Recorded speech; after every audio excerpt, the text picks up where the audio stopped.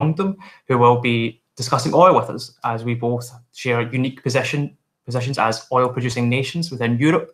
So when we talk about our transition to a kind of better and more sustainable society, how we do that when we're producing within our own borders, and how that matches up comparably. The culmination of this will be 2 more workshops, webinars, over the next few weeks, and a workshop at the end of the month. So I'm from the Scottish Young Greens. The Scottish Young Greens is the youth wing of the Scottish Green Party in Scotland. Our reason for being is to fight for a fair and just society free from the inequalities of capitalism.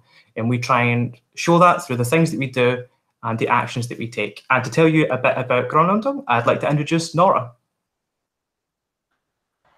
Hi everyone, nice to see you. I'm glad you've all joined this webinar. My name is Nora. I am the International Secretary of Grønn Ungdom. Grønn Ungdom is the youth wing of the Norwegian Green Party. We are a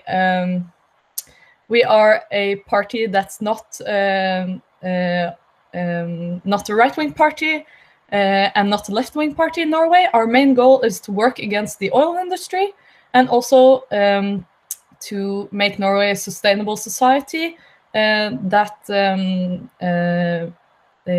contributes to a greener world. So I think our organizations share a lot and have a lot in common, and I'm glad that we can talk about oil tonight. And to speak on Grønn Ungdom's behalf, we have with us Ulrikke Torgersen. She is, I can maybe introduce her later, I think. Yes. So I'm glad to be here. Thank you, Laura. Yes, the structure today, we will hear from 2 speakers. We hear from Guy and Ulrikke about the different structures and how things currently exist in both Scotland and Norway. We'll take time for questions after each speaker, and at the end we'll have a panel discussion where we will take questions and we'll discuss the problems we're facing together. So first of all, I'd like to introduce our first speaker. Our first speaker is Guy Ingerson. Guy is based in the north of Scotland, which is the oil region within Scotland's borders. A lot of the economy up there is based off of oil exports and the oil industry.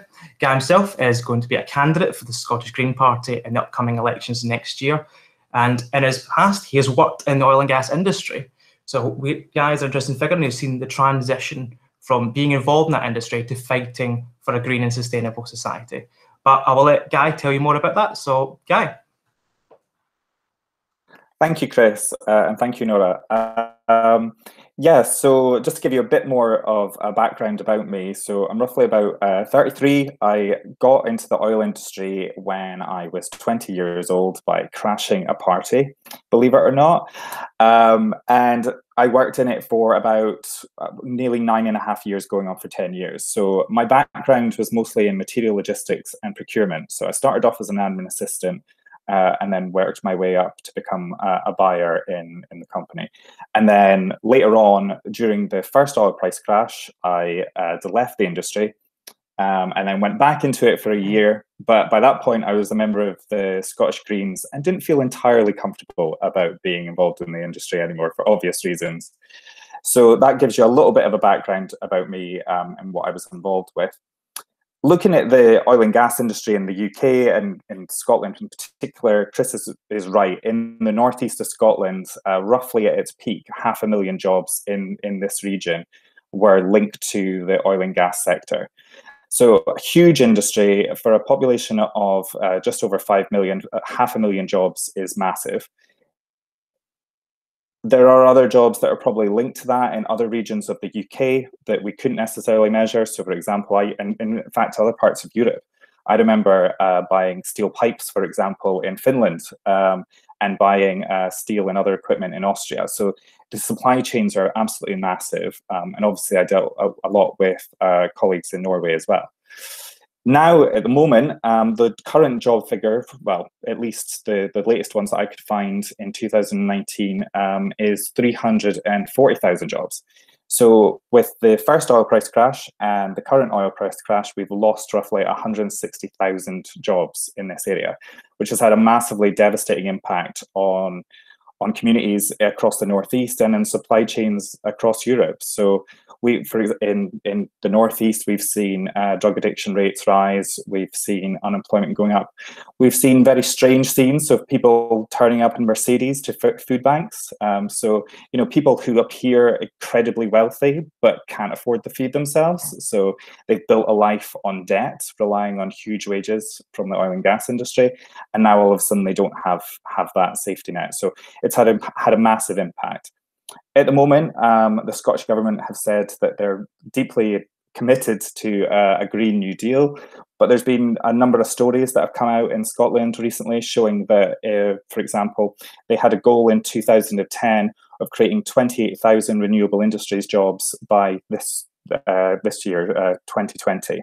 So far, they've created less than 2,000, so 1,680 roughly jobs. So you can see the massive differential between the ambition and the reality. Less than 2,000 jobs, is it making up for that massive 160,000 job losses? And even in the Northeast, we've seen, I've been speaking to business leaders here and people particularly involved in the renewable sector, and they struggle to find finance in the Northeast to transfer their skills. So we've had a number of engineers, for example, think, right, okay, I've lost my job in oil and gas.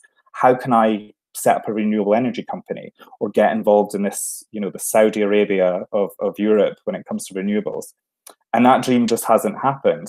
Even looking at that 2,000 job figure, a vast majority of them have been other parts of Scotland where they have networks to finance. So obviously the capital, Edinburgh, there's been renewable companies set up there, and there's been some in Glasgow. So within such a small country, that competition for that tiny number of jobs is quite fierce. So people in the Northeast who I'm trying to campaign for and get their votes, it's a massive struggle to convince them that, you know, we have the answers to their problems and get them on board with the Green New Deal, because what they've seen so far hasn't actually borne into reality. So the rhetoric hasn't become reality. So that's the kind of where we are in Scotland at the moment. If I could give you a history lesson on oil and gas, but I won't do that. But in terms of the culture, which was on the agenda, and looking at what the oil and gas industry has been like for Scotland, it's actually been, in terms of jobs and communities, overwhelmingly positive. So for the environment, it's been devastating, but for social mobility, it's been fantastic. So I managed to get into a high-paid job without a degree, just by getting involved and working my way up. And you'll see that right across Aberdeen in the Northeast. The managing director of the last company I worked for example, he has no degree at all and grew up in a really deprived part of Aberdeen known as Tillydrone. So in that sense, it's been really, really helpful.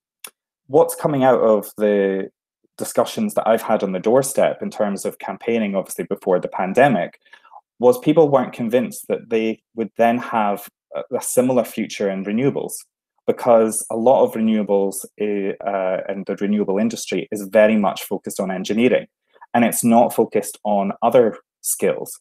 So there's a lot of people in the Northeast who are classed as unskilled workers, but are highly skilled.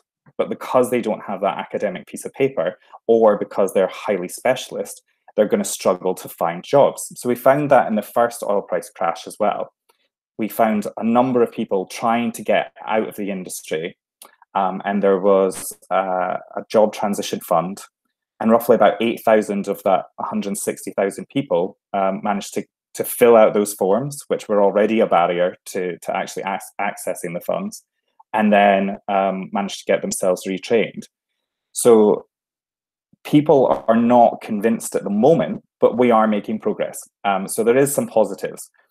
What we've noticed, and what you would have seen in the European elections that we had the last time, is that our vote share is increasing, because people are noticing that, hang on a second, when we're looking at our messaging, our focus isn't on the environment, it's on job security.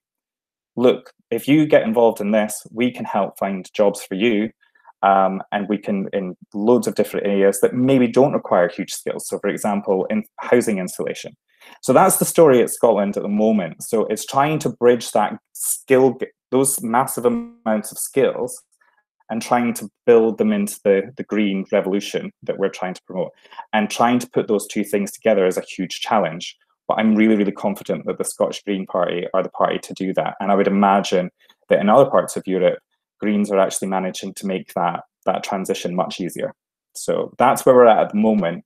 I hope that helps give at least a flavour of a flavour of what we're trying to set out. And in the Scottish Green Party, there are, for example, more candidates coming out of the industry and joining the party. So, for example, I'm now second on the Northeast list. There, as far as I'm aware, hadn't been someone from the oil and gas industry getting involved in the Scottish Green Party before and managing to get, fairly high up in terms of candidature. So there are improvements there.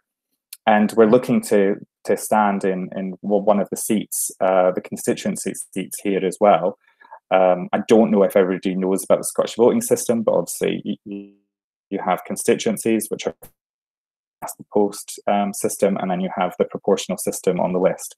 So we are trying to look to see if we can stand in more places so that we can actually reach people and convince them of the Green New Deal, or whatever term you want to use. I think the Green New Deal term has been used to death. So, but this green transition, this just transition, and I think that's really, really important. And that's me finished. I made it short and sweet. Maybe I've run it. Maybe I should have talked longer. Oh, no, that was fantastic, Guy. Thank you. One of the first questions I have here, and if anyone else has questions for Guy, please put them into the chat. The first question I have to you is that before devolution in the 1990s, the Scottish, obviously the entirety of Scotland was run out of Westminster in England. Could you speak to how the discovery of oil in Scotland and how the profits from that were managed and the trajectory we looked at from the discovery roughly until today? Well, a lot of the money that came into the UK during that time essentially financed Margaret Thatcher's reforms, quote unquote, which led to huge suffering in various communities across the UK. But they did create the finance hub that is the City of London. So there is a stark difference in terms of the way that we're regulated as well. So, for example, we have the Oil and Gas Authority, which has here, I've written it down, statutory principal objective on maximising the economic recovery of UK's fossil fuel resources.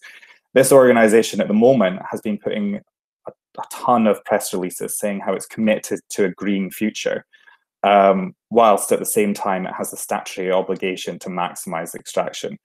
And a lot of the history of, in Norway, you have a state-owned multinational, Equinor now, which had roughly, I think in 2017, $6.1 billion of revenue. You obviously have the government pension fund, or the oil fund as it's known over here, $1 trillion of assets. In stark contrast, the UK's management of this resource has been negligible. So we don't have a fund. We have nothing built in to for example, looking at transitioning people into green jobs. We have no stake in terms of actually managing directly the oil and gas operators. So there's essentially, it's almost the Wild West of oil and gas in that sense, in comparison to Norway, and so the management has been really, really bad. It's essentially been asset stripping. That's the best way to describe it. I hope that answers the question. That answers my questions. Thank you. Outside of the industry, how do you think Scotland's culture on fossil fuels, like right now, on the average doorstep across the country, what do you think the public sentiment is towards the industry? So in terms of the oil and gas extraction industry, I think minds are changing. I think what the biggest problem I think a lot of people have is that they can't envisage the how. So how do we get from where we are today to where we want to be? I think broadly there is a lot of buy-in into that, especially, oil price crashes obviously haven't helped our communities, but they have helped changing minds. People, if 5, 6 of your friends have lost their job, or they're having to try and sell their house and they can't manage to do that, then it does have an impact. In terms of fossil fuels more widely, so for example, car use, we do have still the culture of the motorist is very much ingrained. So you see that everywhere. Obviously, the Northeast is where I'm at, so I know that the best. In terms of Dundee, you know, you have papers, you have lots of letters going to a local paper there, the Courier, going on about how the Greens are, you know, hate the motorist. And in Aberdeen, you see similar. So, for example, the Spaces for People initiative, which is designed obviously to help people enjoy city centres while we're going through the pandemic, you know, safely. There's been a lot of blowback on that. So in Aberdeen, we've seen councillors give in to a huge amount of pressure to get rid of cycle lanes that they've put up, or you know, to not be diverting traffic to other areas. So there has been a pushback on that regard. So I think more generally, in terms of general usage, there is resistance. But in terms of actually looking at our energy future, there does seem to be a change of mindset. Thank you. It's a question from Laura. What are the reasons for the decline in oil-related jobs? Is it policy, oil prices, or shrinking reservoirs? All of the above, but I would say the oil price has probably been the most, the biggest reason. It's certainly from my experience anyway. Obviously, the North Sea, there has been shrinking reserves, so that will have had an impact. But the oil price has really been the shock. So a lot of the, obviously, because we have companies that are purely focused on a profit, you know, system.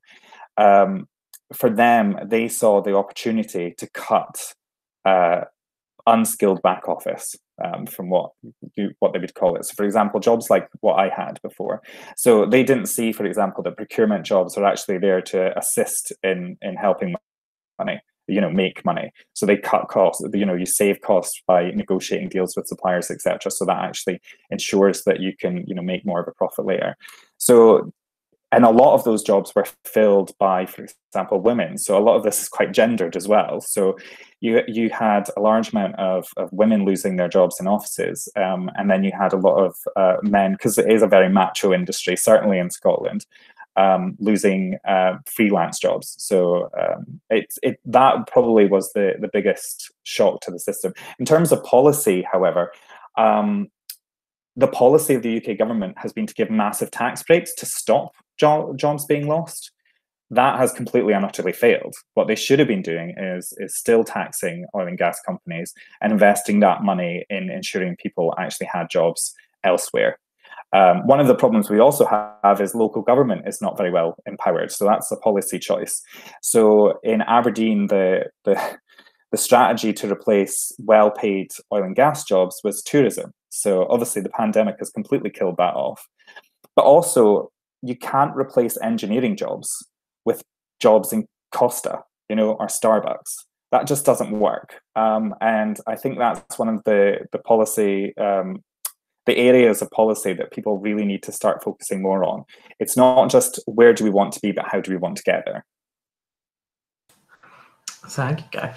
If you were to pick a number between 1 and 100 about how transitioned the industry current is, with 100 being we are, or 99 being we're almost there, we are almost completely gone from oil, and 1 being that we haven't made any progress at all, where would you say we are? If I was being incredibly generous, I would say somewhere between 5 and 10. I think the big thing that people have been talking about and investing in seems to be in hydrogen. So in press releases, it's known as hydrogen fuel. Obviously, it's not a fuel, but you know, I'm not going into the technicalities of hydrogen. But some of what we've been seeing is actually they've been investing more in PR than they have in transitioning. So, and also similar, you know, you see these big companies, these Vattenfall is obviously really big and has been investing in wind power. But we recently actually opposed for the first time ever, we opposed a wind farm in Aberdeenshire because it wasn't in the right location. It would be ripping up peat bog land, which obviously has a huge carbon sink. The industrial runoff in building things like tracks, etc. Well, there was there's a small river there with freshwater mussels, which are obviously, you know, very vulnerable to pollution. So we eventually, you know, opposed wind farm. But the landowner in Scotland, we have this very feudal landowning system. The landowner was set to make huge amounts of money from this project. So even then, even when we do have renewables, we're not seeing communities actually see the benefit of that. So I would say actually at the moment we're doing really, really badly when it comes to transitioning. So to end on a positive, we've just looked at where we're behind, but what positive outlooks do you see going ahead? What are the things that give you hope when you're looking towards the oil and gas industry in Scotland and our transition away from it?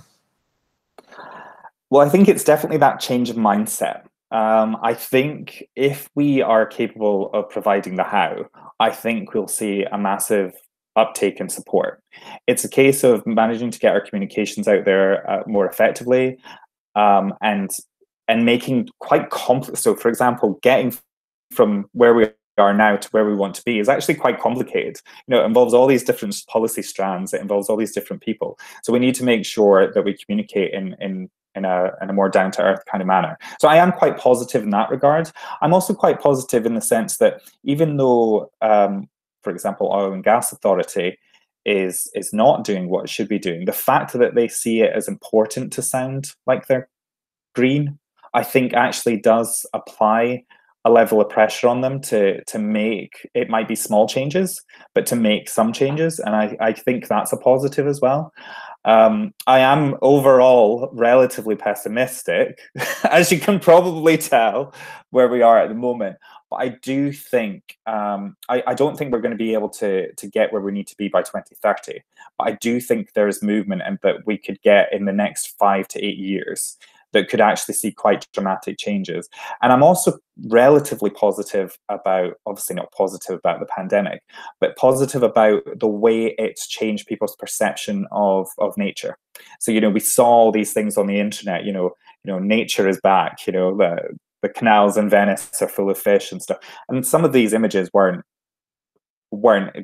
very realistic, or you know, they were debunked, some of them afterwards. But I do think it gave people a new perspective on their relationship with each other and with the outside world. So I am quite positive in that regard, and I do think increasingly, as we've seen, particularly in Europe, but also in places like New Zealand and Australia, there is pushback against these kind of big, massive multinationals dominating everything. And likewise, you're seeing the rise of indigenous rights in places like South America. So, you know, indigenous people really looking at their political power and how they can maximize that. So I do have some positives. I just think at the moment, with the current trying to say something about our current governments that isn't a swear word, but our current governments in the UK, I think I'm not particularly optimistic, but I think minds are changing. Thank you, Guy. I've certainly learned a lot in the last few minutes. We will hear a bit more from you later on when we get to our panel discussion. I'd like to bring back Nora now, who will introduce the Norwegian side of things. Thank you very much, and thank you for that, Guy. That was so interesting. I'm looking forward to the panel discussion. Now I will introduce Ulrikke. Ulrikke Torgersen. She's going to speak for Grønn Ungdom. She is a longtime member of Grønn Ungdom, and she grew up in Stavanger, which is the oil capital of Norway. And you can tell us more about yourself, but you study intellectual history, which I've Googled is the name in English. And you also are the proposed first candidate to the national parliament from your region, Rogaland. Yes, so please, Ulrikke. Thank you, Nora, and thank you for inviting me to this. It's really interesting, and thank you, Guy, for a very interesting talk about how Scotland is doing it. I'm now proposed, as Nora said, as nominated for the parliament in my region, and the meeting is actually on Sunday, where it's supposed to land. So it's really a really exciting time for me. I'm also a bit, I have a small cold. It's not COVID, but I have a cold, so therefore my voice is a bit hoarse, and yeah, but I hope you will follow me there. So yeah, I will talk a bit about Norway's role and what we have been learning and what we have been earning from the oil industry for the past years. And we've been doing oil and gas production for almost 50 years now, and around 48% of what we assume is recoverable resources from the Norwegian seas has been produced and sold, and the large remaining petroleum resources indicate that there is also potential for a high level of activity if you just look at the oil industry for itself over the next 50 years.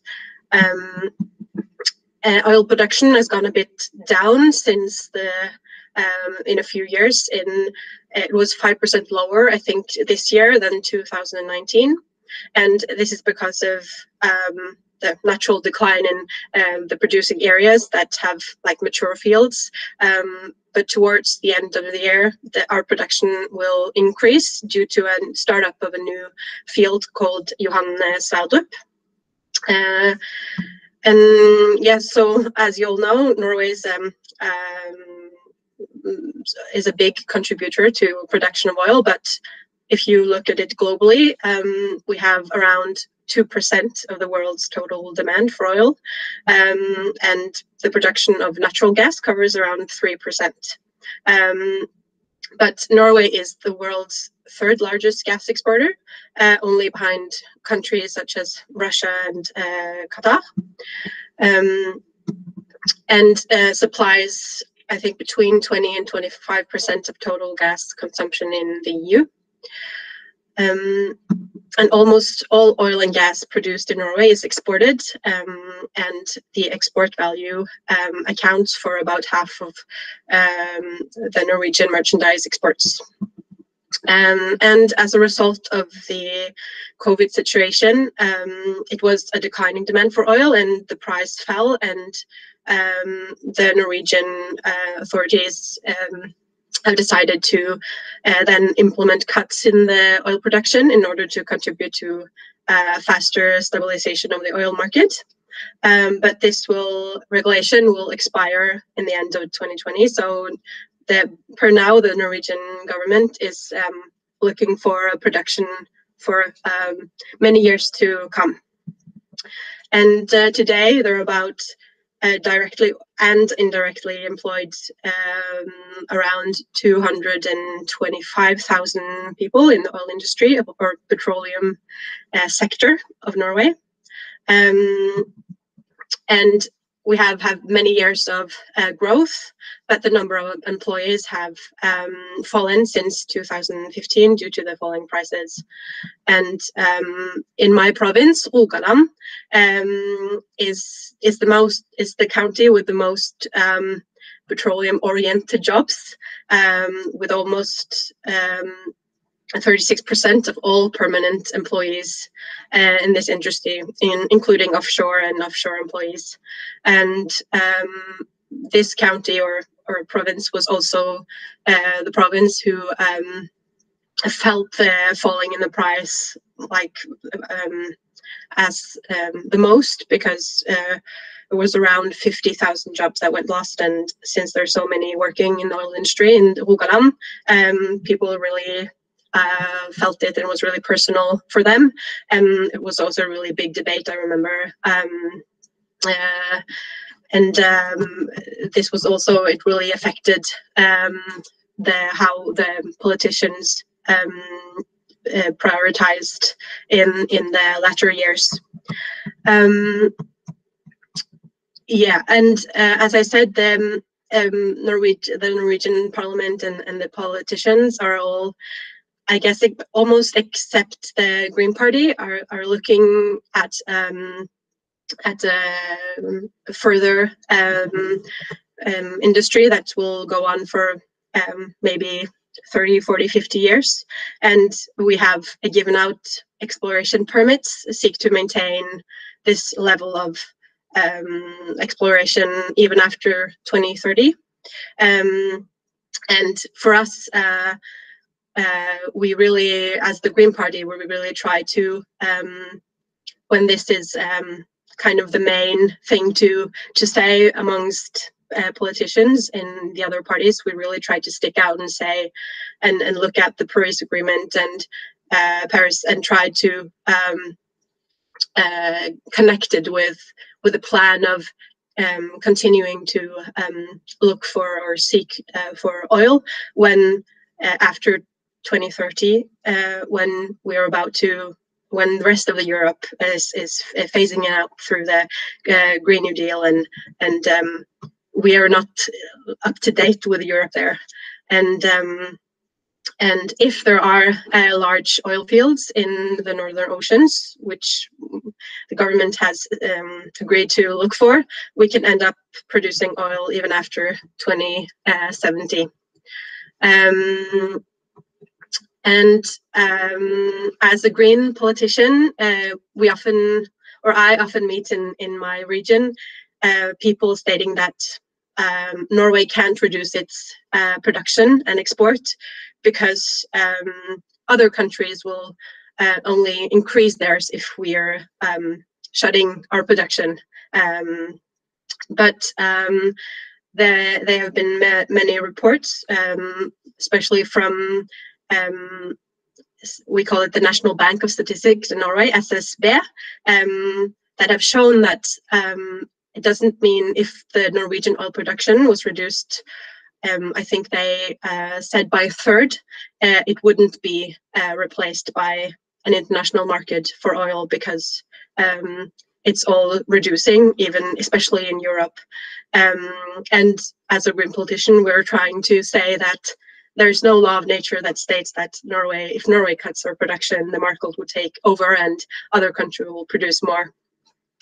And we're trying to communicate that since Norway is such a big contributor to in export, it has a lot to say what we do and what signals we give to the rest of the world by reducing our exportation and production.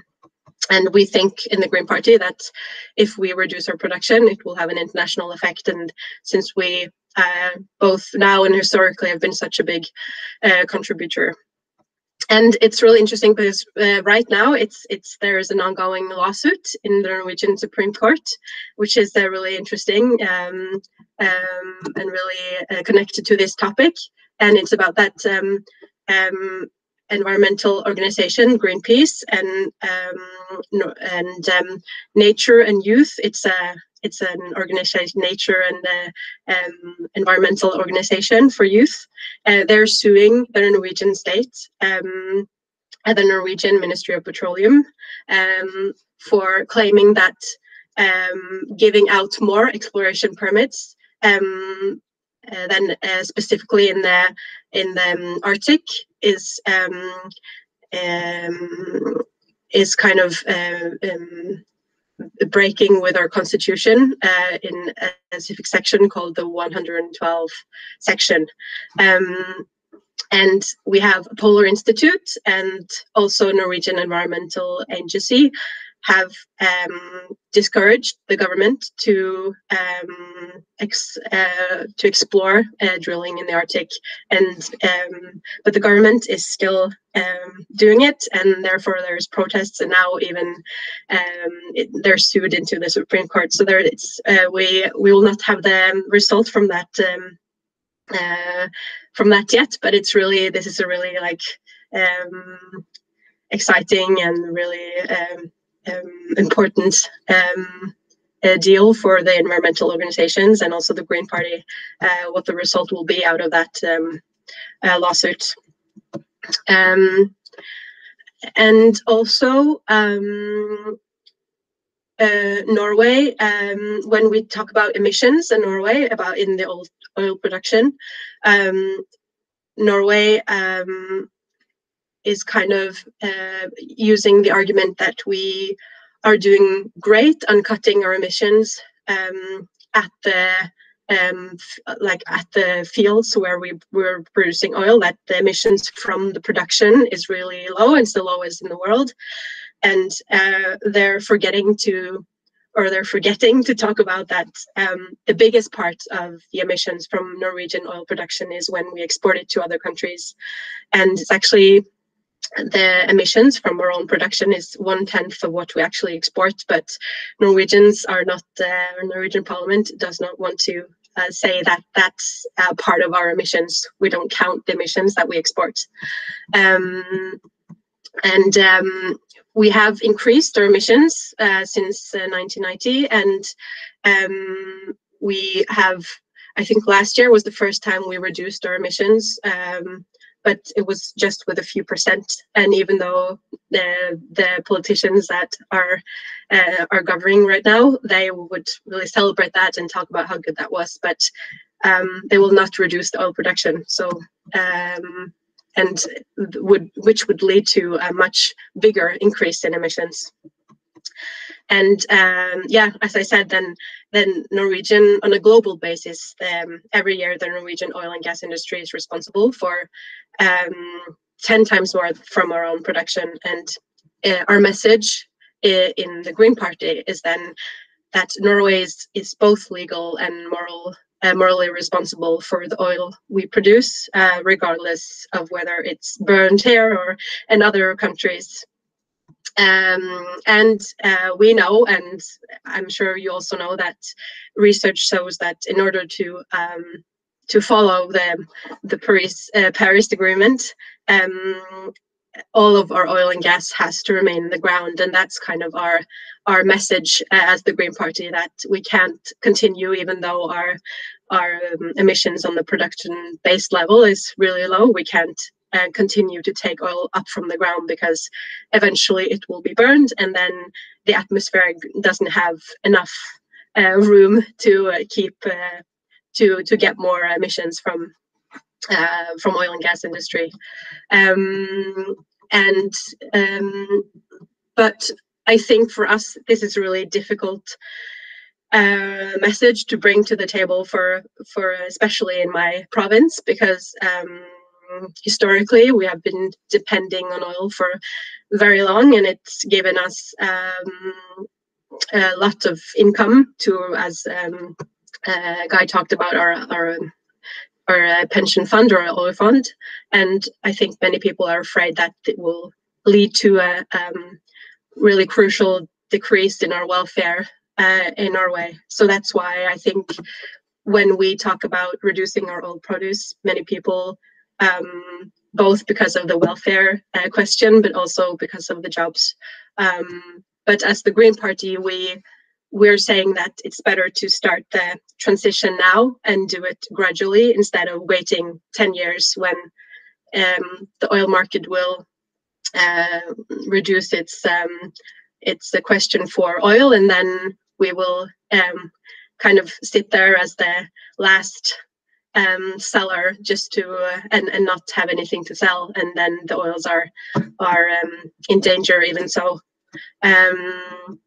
So we want, as I think Guy was talking about it too, that some things we want to do as the Green Party, we want to like, the government is investing a lot of money in the oil industry now and giving benefits to the oil industry, and we want to shift, as a Green Party, want to shift those benefits to go to research funds and put them into innovation, into green industries. And we think that there's so much money investing in the oil and gas industry now, which is not safe if we will, since we're seeing that Europe is transitioning, we can't keep up producing so much and investing so much in oil. And that's kind of our message. And it's also shown that it's possible for Norway to do a transition. It will take willpower from the politicians mainly, and but it is possible, and there's research that is saying that we have jobs that can fill out the loss of jobs in the oil industry. And researchers and scientists have gone out and says, especially in my province in Rogaland, we have many things that we could develop in the green industry. We have, for instance, one of the world's largest electric parks in terms of population, and we also have like green data center, and we have exploration of biogas from agriculture, and Rogaland is also agriculture province, and we could grow a lot more food on our in our province than we do now. But I think these opportunities are really they're kind of drowning in all the big oil companies PR and talking about a green transition within the oil industry, because that's the biggest argument for them to keep. They're saying that the government needs to keep funding the big companies because it's within them that the solutions are. They're saying because and that's partially true, because they have a lot of technology and they have a lot of knowledge, and they have really high educated people that can work within hydrogen or in CCS, which is a really big topic in Norway right now. But for now, we're seeing that the big oil companies are not using as much funds to spend on those green energies. Even though that they're using the argument to get money from the government, they're not using as much money in the green transition that we wish that they would. As I said, Norway has many advantages in starting a green transition, but since we're so deeply into the history of doing and continuing to have both our feet in the oil industry, it's really a hard transition mentally, I think, for many to think about that it's possible to actually create jobs in other industries. But there's many examples of industries that we have a big potential in, both because Norway has a big natural advantage. We have we are a big country, but not so many people. We have like natural industries we could start increasing, and we have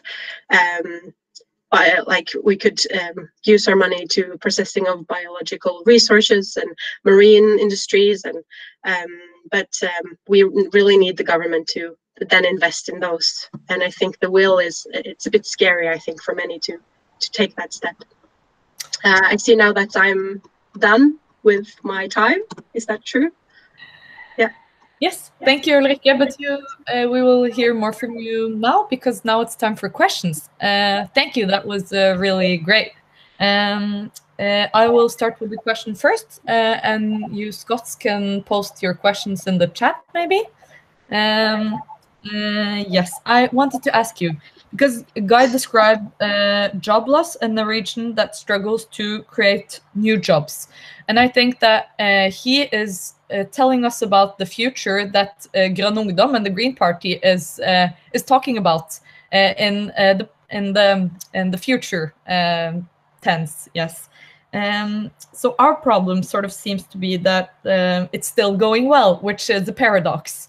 I want to ask you, how do you tell people in your region that your political project is for them to lose their job? And how do you sort of frame that? Yeah, that's a really good question, and we're working on our communication every day, like trying to make it understandable for those who are working in the oil industry, which is there are many people that we meet that are really skeptical to our politics. And what we're trying to say is that continuing to depend so much on oil and gas industry is actually what makes the jobs insecure. And that's our main message. And we're trying to say that we want to sit down with the industry and think about the transition, or like talk about the transition, talk about the new jobs, and not wait 10, 15 years and then see what happens and let the market control it, because we think that's a more insecure way to secure their job. And we want to be be one step ahead of the industry right now, even though we can produce in 50 years, like on the according to our climate goals, and also according to the security over their job, it's not possible. So we're trying to like what is it called? Trying to look at that argument in a different way. We're trying to like, yeah, I don't know, yeah, that was understandable. Yeah, that was, well, I'm Norwegian, so maybe I understood it and nobody else did, but I think it was understandable. Chris has a question for you, which is there a generational divide on the issue? Oh, this is interesting. How do young people feel about the industry? I would say there's definitely a generation divide, especially after the climate strikes. People, I think before it was not so clear that the oil and gas industry was a contributor that much to climate change, but after the climate strikes and after, like, we in the Green Youth are really trying to make the oil and gas industry as kind of or kind of frame it as that is the main problem for Norway right now. And I think more youngsters or young people are seeing that that is kind of the main issue we have to change. And I think the older generation maybe are thinking that it's more important to they're more like technologically optimistic. They're thinking that that it's okay if we continue to look for oil, if we also are doing technological like investments, or yeah. So I think the young generation is more, we have to start like phasing out now, but the older generation is more, it's okay, we can do both at the same time. But the youngsters are kind of saying, no, we have to begin this transition now. Yeah. Yes, thank you. Also, I was wondering whether you could say, you touched a bit upon this in your presentation, but if you could say something more about oil and identity in your region, and how oil is a part of your regional identity and what political implications that has. Yeah, Rogaland, and especially Stavanger, it's kind of the biggest city in Rogaland, was a really poor city in the beginning of the 1900s, like the 20th century is what you say in English. We were all dependent on the fish industry. We have museums in Stavanger of like fish industry. Like, we were packing the small sardines into this box. This was like our main production. And when the oil came, it was like a welfare turnaround for the whole city, and it was a like increase in welfare for the main, like the man in the street or the woman in the street. And so I think it feels kind of like when we talk about reducing the oil industry, and especially when the young are framing the oil industry as the enemy, I think many people are offended personally by that, because they think it's really, for them, it's been like an adventure, and it's been positive, and it's been like finally we're not poor anymore, and it's been really good. It's been a change on the course of few years, for a few decades. So I think that's like, my grandmother was poor when she lived on fish, and I think it's such a short window that everything has happened. So I think that's why it's really hard to think that the good thing is to go away from it now, when people think it's so good to be rich and have the oil. So yeah, I think that may be the main reason. Thank you. Nobody is asking any clarification questions, so I'm gonna ask what I think you guys are thinking about. And that question is, but you have this sovereign welfare fund. Your politicians put all this money. They didn't send it to London or Stockholm or whatever. They put it in a fund, so you guys have that money. Like, why don't you just invest it in transition? Like, you guys are rich. Can't you just stop exploiting oil? This is what the Scots are thinking. I believe personally, yes. Sorry. We should ask this to some grown-up politician and not some green politician, but maybe you want to elaborate on what the others might be thinking?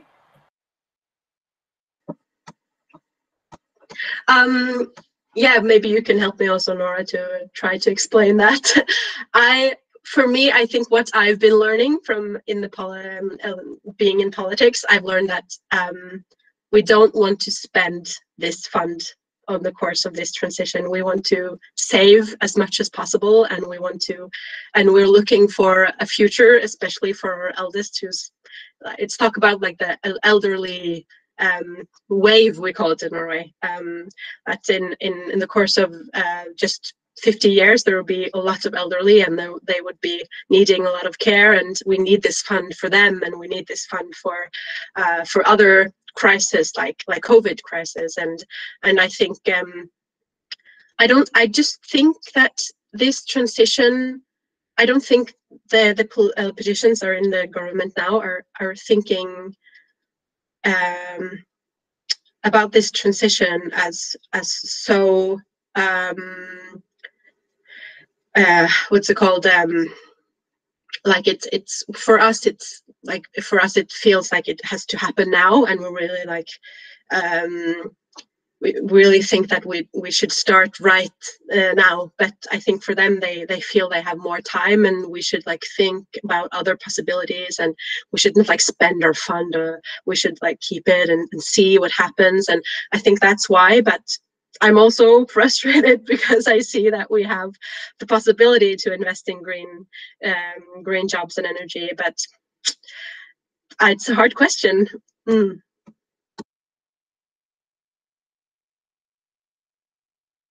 Okay, I'm unmuted. There have come in some other questions, but we don't have any more time. So we are going to go into the panel discussion part of this webinar. Thank you so much, Ulrikke. You'll be staying here, and you can maybe answer questions in the panel. So now we are going to discuss these matters, which is interesting. And we thought, what if there was like a moderator that knew sort of both sides and maybe even both languages, and then Peter joined Grønn Ungdom, which is great. So Peter Struthers, maybe you can tell us more about yourself. You are Scottish, you're also Norwegian, you are a bonde, I don't know what it's called. You do agriculture, you're a farmer. Yes, please tell us more about yourself, and also take us through the panel discussion. Thank you. Yeah, so just as Nora just said, I live in Norway, have done for 2.5 years, but as you can tell, I am Scottish. So I've got a bit of a, I'm on both sides, I guess, of this debate. And it's been really, really interesting to hear both Guy and Ulrikke speak about it and hear things I didn't know from both of them about my respective countries. And so now is the panel part, which I suppose I'll be asking questions to both Guy and Ulrikke, and really if anyone else, if they feel like if they have something to contribute, I guess they can put it forward as well. And to start with, I'm going to ask Guy the opposite question of what Nora just asked Ulrikke. So in Norway, they have the oil fund, which is 3% of all wealth on the planet. and they can do whatever they want really with that money. It's up to their government. Whereas in Scotland, there is no oil fund. Scotland and Iraq are the only countries that have oil but no oil fund. Interesting fact. And as well as Scotland doesn't have full control over oil anyway, because it's devolved as well to Westminster, which means the UK government decides a lot of the oil policy, not the Scottish government. So Guy, what can the Scottish government, or looking forward to the Holyrood elections in May? Holyrood is the Scottish Storting, and Storting is the Norwegian Holyrood. Looking forward to the Holyrood elections, Guy, what do you see as the potential levers the Greens will have in the next Holyrood?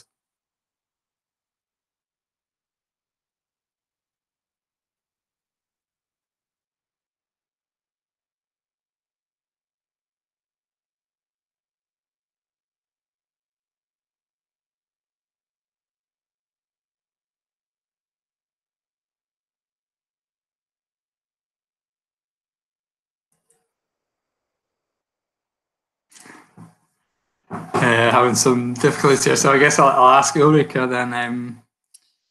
In Scotland, I guess, and the Scots can agree or disagree. I would say the general public believes that the SNP, the Scottish Nationalist Party, they're the ones to trust on the climate and the economy side. They are the ones that declared a climate emergency in government. In Norway, who is the party that has the most trust to do with oil and to do with climate, and how can the Greens perhaps move that trust towards the Greens rather than towards Høyre, who I guess is the one that people believe? I don't think I quite understood the full of the question. Are you asking if the Green Party is the party that are in line with the climate, like science, or more what does the general public, the Norwegian population, what do they think? Do they think the Greens are the way the Greens want to do is right, or do they think there's another party that is more in line with what actually needs to be done? Yeah, that's a good question. I think that like the right-wing parties, the ones that are in government now, like Høyre, as you said, we call it the right party. They have tried a more communication that's more climate friendly. They've been saying that we will both cut emissions and also not reduce the welfare in Norway, because I think that's kind of the main, I think, worry and question about our politics, is that our politics will lead to as a less welfare for the population, and also they think we have a too radical politic over a short course of time, so they think that the consequences will be too big. So that's why I think many people are supporting the more the right wing, or the other parties that are bigger and have been in the government for a longer time, because they think that they are a safer choice, because they're a bit scared if we get enough power, we will do things that will maybe reduce their own welfare, or yeah. But we're trying to twist that to say that if we don't, our politics is making welfare, because we're reducing climate change impacts, and so it's a difficult yeah, this is the main debate, I think, about oil and welfare, and how fast we should do it. And I think doing it slower is more what the other parties want to, and that's a bit safer, I think, for people. can I also say a short thing, because a really interesting report that came just a week ago. This was also the National Bank of Statistics of Norway that did a report on what the consequences of reducing oil production would impact our economy and impact our welfare, and it actually showed that it wouldn't have a big impact, and that was a big thing in the news, because that has been the key argument for the other side, that if we follow the Green Party's logic and politics, it will reduce our welfare, but it actually showed that it wouldn't. The BNP, what we call it, the main economy for the country, would actually go to like 1% reduce, and it wouldn't be that big. So that's really good for us. So. Yeah, thanks. And I'll ask Guy the same question, really, but in Scotland, it's the SNP that have that most people believe are the ones doing enough on climate, enough being the key word. How do you think the Greens, and in Norway, the Greens don't work with the right? Just now the Greens are independent. They don't work with left or right. They work with whoever, in theory, but it tends to be with the left. Whereas the Greens in Scotland support a minority government with the SNP in an unofficial way, I guess. How do you think the Greens can try and move the debate more towards we need to be doing things now compared to the SNP's slow way of doing it? So yes, apologies for my technical difficulty. So if I do cut out again, anybody, it's just because of the tech issues. So this kind of ties in with the first question that you asked me about, what are we planning to do? So we have obviously hefty policy papers, laying out what we can do on pollution and what we could do as an independent nation. But for me, actually, because obviously we can't do so much about the industry itself, the oil and gas industry, we need to focus on what we can do in terms of, it might seem really bizarre, but things like local government finance or improving things and opening up railways, etc. These things might seem like they're not linked to that, but they actually are. So looking at things like local tax reform, for example, could have a massive impact on people's incomes. Focusing on those socioeconomic issues, looking at you'll know, obviously, being from Scotland yourself, Peter, that there is, for people outside the Central Belt, there's a bit of a chip on our shoulders, about not seeing investment in things like everything from rail to farming, whatever it is. There doesn't feel like there's that investment out with, the two big cities. So having a more better connected Northeast, I think, would have a big impact, because we're also seeing things like a brain drain of young people going to places like Edinburgh, Glasgow, or further afield, as far away as Australia, or the big cities in England. So I think they're all kind of interlinked, I guess. I think for us, in terms of key messaging, showing what we've done already is really important, because we are in that position of holding a minority government to account. We've managed to get concessions, whether it's through budget deals or through legislation, and I think that's really important. But also showing, so for a good example, local example, is one of our local councillors has been campaigning really, really hard for the reopening of a train station in a village, Kintore. And that actually changed the dynamic of conversations, because we could say, we've been pushing for this. If you want more of this, vote for us. So it's a slightly easier conversation than I would guess Norway's having, because you don't have that similar position. So even though we don't have a fabulous big massive fund at the moment, because we hold the balance of power, we can point to those gains, and I think that'll be really, really key.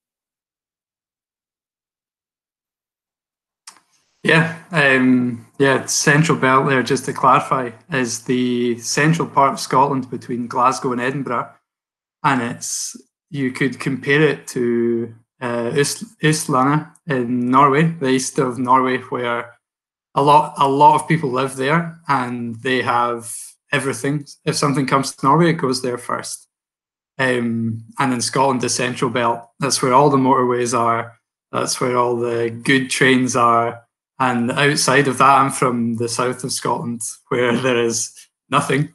And then in the northwest of Scotland, it's even worse. So it's the centralising politics in Norway and Scotland are also hilariously similar, but strangely not as obvious, I guess. In Scotland, there's no Farmers' Party or anything like that in Scotland. But yeah, that was some really good answers there from both of you. And I want to ask you both about the relationship with the Green parties and labour unions in Scotland and Norway, because they are, yeah, that's all I really need to say, actually. What does it look like, green politics and the just transition compared to the labour unions who are looking after jobs that exist just now and perhaps not think about jobs in the future? We can take Ulrikke first, I suppose. Yeah, that's a good question too. I know that they have supported some of our politics when it comes to transition, but I know that also our biggest Labour Party in Norway is argumenting to not support our politics. So it's a difficult thing for us, because we're really trying to communicate that we have the solutions that would make a fair transition, but I think some of the things that we're introducing in our politics, such as how to create new jobs and how to we have political statement that is about reducing work hours from 8 to 6, and there's many questions that I think are a bit new and are a bit new, I would say, and it's also we're also still a really small party, so we're trying, but we see that we're growing, and we're trying to talk to especially the Green youth have been pointing on the Labour Party as their as what we want in the government next year, and we think that a good to work together with them would make a good and fair transition from oil. But I know that there are some issues with that there's not everything that the labor unions are agreeing on our politics, but I'm not sure which parts. Maybe Nora can fill in on that.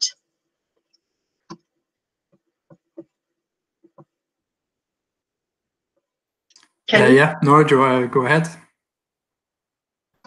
Thank you. I agree with what you are saying, Ulrikke. I think one thing that's important to know, and this might be the same in Scotland, I'm not sure, is that in the main labour union, you have a policy that means that if one club if it's an issue that's important for one, I don't know if you call it club, but like part of the bigger union, if they don't like it, then nobody likes it. So even if the majority of labor unions in Norway supports very radical climate action, the ones that represent the industrial workers naturally don't, because it's their workplaces, and I respect that, and that's natural. But it means that the whole of LO for the Norwegians, which is like the big umbrella of labor unions in Norway, is very gray, which we say in Norway, like not green. They are very conservative, and sadly, they have a they have a link to the Labour Party, which is still the biggest party in Norway. Probably won't be next year, but they still are. Usually this is a good thing, and this has been a good thing, and this is a part of what has made Norway a socialist country, which is great. But now, concerning environment and climate, it really is a problem, and that's why the Norwegian Greens, I probably scared you earlier saying that Norwegian Greens aren't leftist, but this is the reason that Norwegian Greens aren't leftist, because the labor unions are so oil friendly. And also, it's partly because of the way that the Norwegian party landscape is. It's already very left. So a clarification there. And also, originally, our party has been hated by parts of the labor union, and they have seen us as their #1 enemy, not the right, us. So that's been a tension, even though the members of organized labor in Norway is like the majority of people who are organized like us, or our policies at least. But because of the mechanism I described earlier, there has been a conflict. But this spring, actually, we started having talks with the Industrial Workers Club, which was like a big thing in the newspapers, like they're talking to each other. So that's a good thing. And that came after our party wanted an oil commission, like the coal commission that's been in Germany, where we stated that we wanted to include everyone, also the labor unions. And I think that was an opening. So now there's a dialogue, at least. Sorry for speaking really long, but I think it's important to include. No, that was great. Yeah, Guy, just the same, Scotland. How does the landscape there look compared with Norway? So there's similarities. I would say overall, however, we have a more positive relationship with the trade union movement or the labor unions. There is some, so to give you an example, so there's a transport union, RMT. When it comes to things such as trains and railways, great relationship. But when it comes to the people that they represent in my region, who are concerned about, who are dock workers and working on ships that supply the oil and gas industry, it's a struggle to sort of get them on board and show them that, you know, there's maybe jobs in similar to what they're doing, but in other way, you know, in other industries. Overall, however, it is very, very positive. Obviously, similar to Norway, we don't have as strong a link to the labour movement as our Labour Party, because obviously they created a party, you know, to represent their interests. So there's lots of historical ties, and they're very much embedded together. But what we have found, especially with our trade union group, which represents green trade unionists, is that we're building those links, we're opening conversations, and there's a lot of cross-working in terms of COP26. So, you know, looking to obviously COP26 coming to Glasgow later on next year. So it's overall a more positive. There is one labour union who appear to despise us, which is very, very difficult. Whether it's their membership, I would say it's more their leaders than their members, which is GMB. So they often issue press releases, you know, saying that we're, you know, enemy #1. We're crazy people, whack jobs, etc., and that we shouldn't be trusted. And to be fair, they do raise actually some points, not about us as people, but in terms of this renewable revolution. So, like I said, 160,000 jobs, and then we get just over 1,000 jobs back. So they're raising really valid points, especially about the vast sums of money and jobs that are going off, you know, to other countries instead of being done here. So there was a big story about a company called BiFab, which you know, was working on God, I don't know the technical term because I'm not an engineer, but the base for wind turbines, you know, jackups, I think they're called. And the Scottish government completely failed those workers. So of course, GMB, when they look at that, they see that happening, they think, well, you know, the Greens are promising you the earth, literally. But look what's happening. It's very difficult to say, you know, I think what they're missing is that we aren't the government. We can hold the government to account, but we aren't the government. So we aren't making those ministerial decisions. So yeah, overall, I would say it's a much more positive relationship. I would just say overwhelmingly positive relationship, especially with the Scottish Trade Union Congress, which represents all the unions within Scotland. They're always saying really good things about us. So it is a more positive relationship, but there are a couple of them, which I would say are conservative socialists. They have those left-wing economic policies, but socially they're quite conservative.